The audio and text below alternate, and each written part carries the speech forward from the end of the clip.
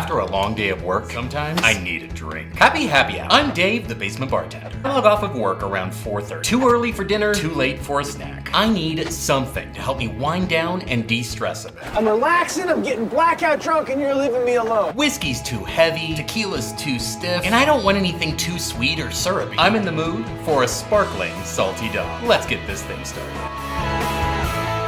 The Salty Dog is an evolved form of the Greyhound, created in the 1950s by comedian George Jessel. Side note, Jessel also claims to be the original creator of the Bloody Mary. George took the classic two-part concoction of grapefruit juice and either gin or vodka, and added a single element that completely transformed the drink: salt. Grapefruit is incredibly pungent. Without something to counter the tartness, it can slap you in the face. Salt is the perfect ingredient to marry the citrus with the spirit, without making it too sweet and still keeping the drink nice and light, making it the perfect afternoon libation. Start by rimming a glass with grapefruit and rolling into a 2-to-1 mixture of salt and grapefruit zest. Add some medium-sized cubes and add 2 ounces of a citrus-forward gin. I know some are a little wary of the botanical flavors of gin. Vodka is a perfectly acceptable substitute here. It's just a little bland for my palate. Add 3 ounces of freshly squeezed grapefruit juice, which is gonna be about half of a grapefruit. After a quick stir, about 10 revolutions, you've got a salty dog. I really want something light and effervescent, so I'm going to top this off with 2 ounces of Fever Tree sparkling pink grapefruit. I really like this soda for cocktails because there's no sweetener added. It's juice and sparkling water, perfect for control freaks like me. Garnish with a wedge of grapefruit and maybe a sprig of rosemary for color and aromatics. Cheers. It's bubbly